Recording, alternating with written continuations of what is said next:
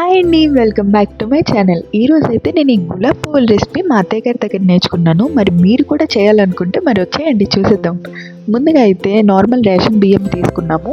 ఇది మీరు నైట్ కడిగి పెట్టేసుకొని ఇట్లా క్లాత్ పైన ఆరేసుకొని నెక్స్ట్ డే మార్నింగ్కి చూస్తే బియ్యం మొత్తం ఆరిపోయి ఉంటాయి కదా. ఇది మీరు మిల్లుకి ఇచ్చి ఆడించుకోవచ్చు. మరి మేమైతే ఇక్కడ షెఫ్ మోడ్ ఆన్ చేస్తాము. ఫుల్గా ఇక్కడ జల్లెడ పెట్టేసాం. ఇప్పుడైతే డీ ఫ్రిడ్జ్లో ఒక 2 కొబ్బరికాయలు తీసేసాం. ఇక్కడ ఎన్ని రోజులైనా ఉంటాయంటే అత్తయ్య చెప్పారు. మరి వినండి. ఇప్పుడు చిన్న చిన్న ముక్కలుగా కోసేసుకొని మిక్సీలో కొట్టేసుకొని ఇట్లా కొబ్బరి పాలు రెడీ అయిపోయినాయి మనకి. ఇప్పుడు మనం మెయిన్ స్టెప్లోకి వచ్చేసామన్నమాట. ఇందులో మీరు 2 గ్లాసులు చిన్న గ్లాసుల్లోని ఈ రైస్ ఫ్లోర్ వేసేసుకున్నాక 1 గ్లాసు మైదా వేసుకోవాలి. కొలత అనేది చాలా ఇంపార్టెంట్, ఇది మర్చిపోవద్దు. మరి దీని కొలతతో తీసుకున్నామో దాంతో మీరు 1 గ్లాసు షుగర్ వేసేసుకోవాలి. మీరు షుగర్ ఎక్కువగా తినేవాళ్ళు అయితే మీరు కొంచెం 1/2 గ్లాస్ ఎక్కువ వేసుకోండి. 1 టేబుల్ స్పూన్ నేను ఇక్కడ ఇలాచీ పౌడర్ వేసుకున్నాను. కొద్దిగా సాల్ట్, చిటికెడు సాల్ట్ వేసుకుంటే సరిపోతుంది. ఇప్పుడు బాగా మిక్స్ చేసేసిన తర్వాత కొంచెం నెయ్యి వేసుకుంటే సరిపోతుంది. మీకు ఎంత కావాలంటే అంత వేసుకోవద్దు, 1 టేబుల్ స్పూన్ అయితే సరిపోతుంది.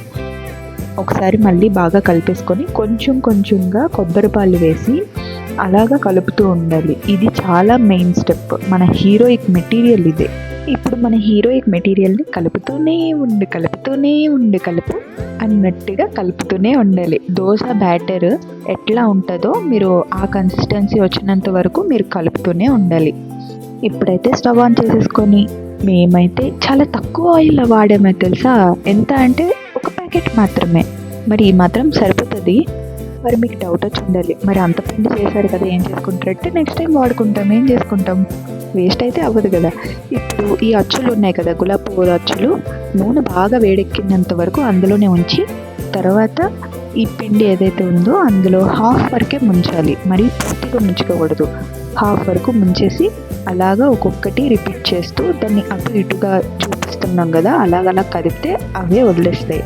మీరు దాన్ని పట్టి పీల్ చేస్తే మొత్తం వీడిపోతాయి అన్నమాట. సో అలాగ ఒక్కొక్కటి రిపీట్ చేయాలి, ప్రాసెస్ అంతా రిపీట్ చేయాలి. ఈ మాత్రం కలర్ వస్తే సూపర్ ఉంటాయి. చూసారు కదా ఎంత కరకరలాడుతున్నాయి, చాలా బాగున్నాయి. మీరు కూడా ట్రై చేసి మరి కామెంట్స్లో చెప్పేసేయండి. Please like, share and subscribe.